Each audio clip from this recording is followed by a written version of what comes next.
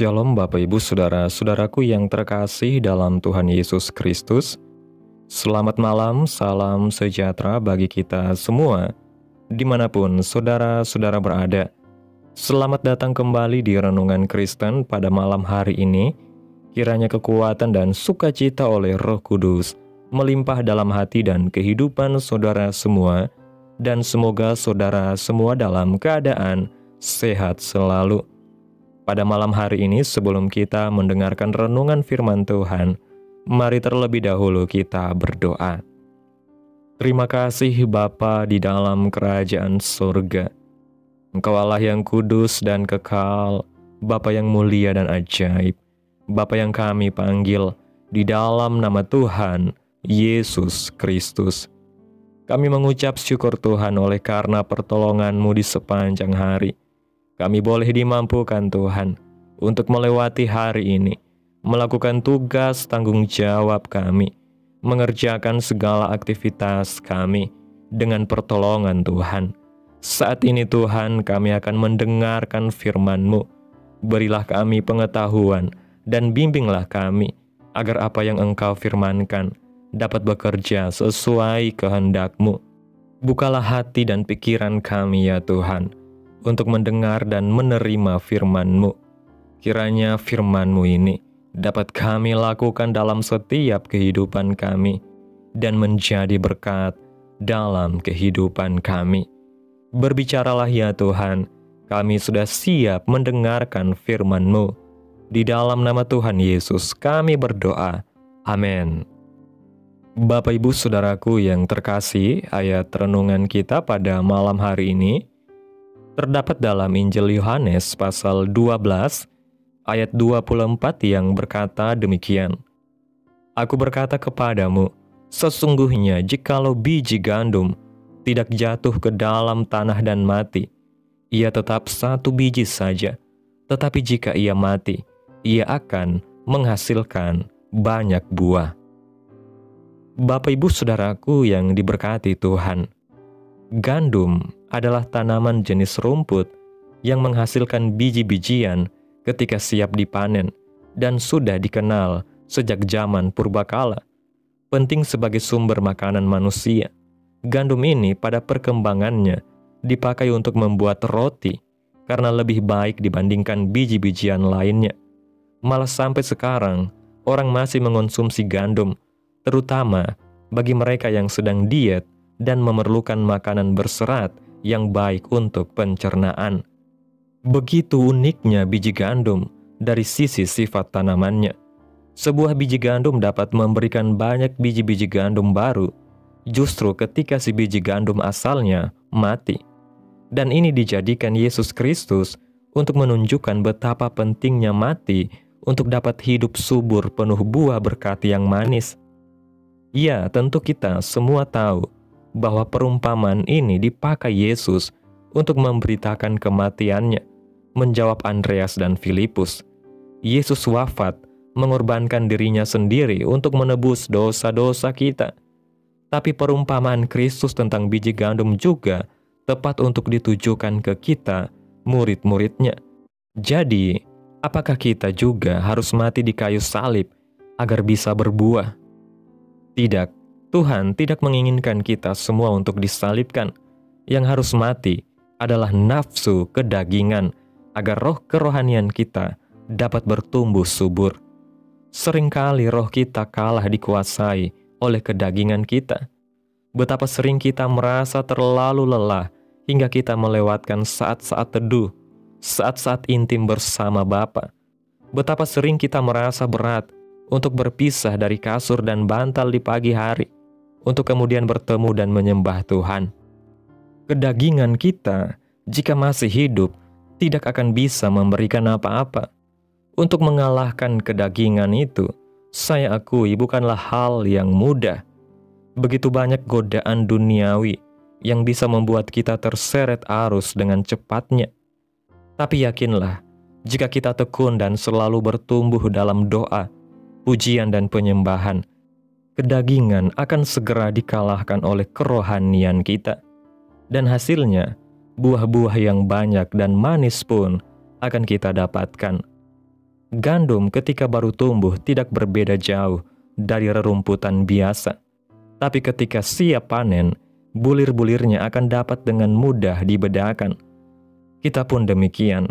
Mungkin kita pada awalnya akan terlihat sama dengan saudara-saudara kita yang lain, tetapi yakinlah, jika kita selalu setia dan memuliakan Tuhan, mengikuti firman Tuhan, dan tetap melatih diri kita untuk tekun sebagai murid Yesus dan anak Allah yang benar, kita akan terlihat berbeda dari sekeliling kita.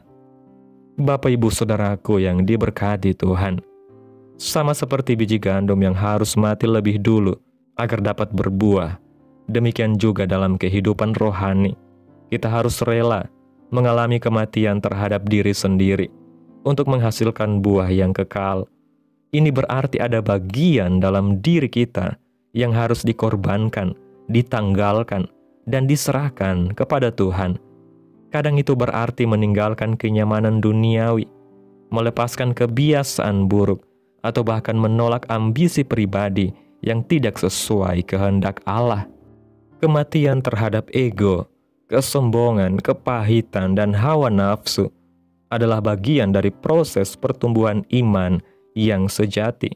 Dan proses ini bukan sesuatu yang instan atau mudah, tapi sebuah perjalanan yang membutuhkan komitmen, kesetiaan, dan pengorbanan. Kita seringkali terlalu cepat ingin melihat hasil dan buah dalam pelayanan atau kehidupan rohani kita, padahal kita belum rela jatuh ke tanah dan mati.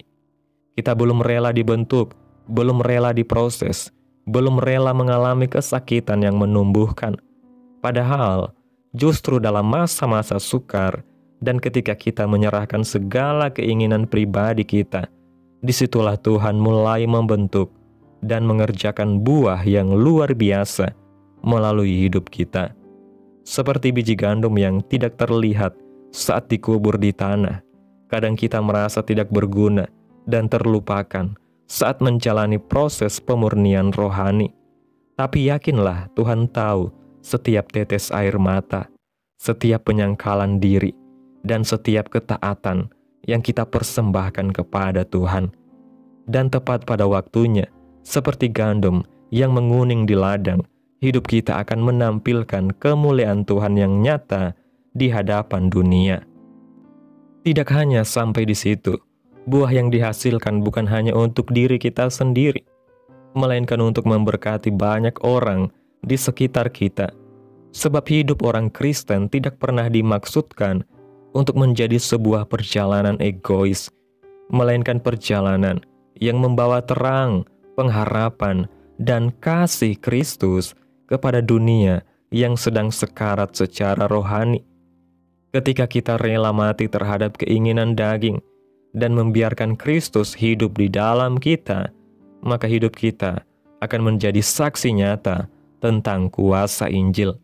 Perubahan sikap, kesabaran dalam penderitaan, kasih dalam penganiayaan, dan damai sejahtera dalam badai hidup menjadi tanda bahwa kita bukan lagi hidup untuk diri sendiri, tetapi Kristuslah yang hidup di dalam kita. Biji gandum yang jatuh ke tanah tidak pernah kembali menjadi biji yang sama, melainkan menghasilkan batang, daun, dan akhirnya bulir yang melimpah. Demikian juga kita, hidup yang diserahkan sepenuhnya kepada Tuhan tidak akan sia-sia, sebab Dia akan memakai kehidupan kita untuk menghasilkan buah yang menjangkau jiwa-jiwa lain, meneguhkan mereka yang lemah, menguatkan yang goyah, dan menuntun mereka yang tersesat kembali kepada kasih Allah. Mari kita berdoa agar kita dimampukan untuk hidup dalam semangat penyangkalan diri yang sejati, terus bertumbuh dalam Kristus, dan menjadi alatnya yang berbuah lebat menyenangkan hati Tuhan. Amin. Tuhan Yesus memberkati. Demikianlah renungan firman Tuhan pada malam hari ini. Biarlah menjadi berkat bagi saudara yang mendengarkan. Dan untuk menutup renungan pada malam hari ini, mari kita berdoa. Terima kasih Tuhan Yesus yang baik. Engkau Allah yang kudus dan mulia, Allah yang ajaib dan kekal. Kami bersyukur Tuhan atas pertolongan-Mu, penyertaan-Mu, juga atas kasih dan berkat-Mu dalam hidup kami. Kami berbahagia dan bersyukur atas kebaikan Tuhan dalam hidup kami. Terima kasih Tuhan buat penyertaan-Mu di sepanjang hari yang telah kami lewati. Hingga pada malam hari ini ya Bapa, kami boleh bersyukur lagi di hadapan Tuhan melalui doa dan renungan pada malam hari ini. Kami bersyukur Tuhan atas firman-Mu, melalui teladan pengorbanan-Mu yang begitu mulia. Engkau rela mati seperti biji gandum yang jatuh ke tanah, agar kami semua memperoleh hidup yang kekal. Ajarlah kami untuk juga rela mati terhadap kedagingan kami, agar hidup kami berbuah dan memuliakan nama Tuhan. Berikan kami kekuatan untuk menanggalkan ego kami, mengalahkan hawa nafsu, dan berjalan dalam kebenaran-Mu setiap hari. Mampukan kami ya Tuhan, untuk terus bertumbuh dalam doa, firman, dan penyembahan, sehingga kami menjadi seperti ladang gandum-Mu yang matang dan siap dituai. Terima kasih Tuhan untuk firman-Mu hari ini. Terima kasih Bapa yang baik. Biarlah firman-Mu boleh tertanam dalam hati kami dan mampukan kami untuk terus dapat melakukan firman-Mu dalam setiap kehidupan kami. Dan biarlah firman-Mu terus menyegarkan jiwa kami, menghidupkan hati yang lemah dan lesu, dan membangkitkan harapan dan kasih. Berkati umat-Mu yang sudah mendengarkan firman-Mu hari ini.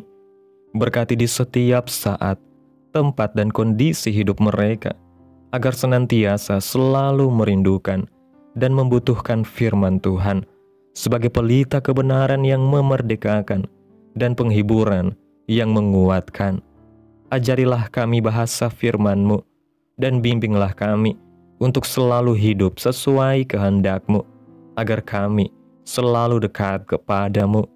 Kiranya Engkau terus memberkati kehidupan kami, keluarga kami, sanak saudara kami, daerah tempat tinggal kami, bangsa dan negara kami, pemerintah kami. Biarlah semuanya dalam perlindungan-Mu ya Tuhan, dan jadilah sesuai kehendak-Mu yang terbaik dalam kehidupan kami.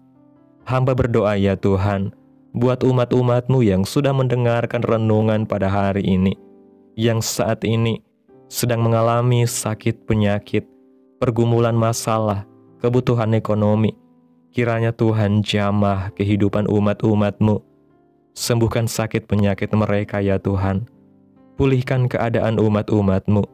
Berkati perekonomian mereka, serta Tuhan berikan jalan keluar dalam setiap pergumulan masalah yang umat-umat-Mu sedang hadapi. Dan ajarlah kami ya Tuhan, untuk selalu berharap dan percaya sepenuhnya hanya kepada Tuhan Yesus.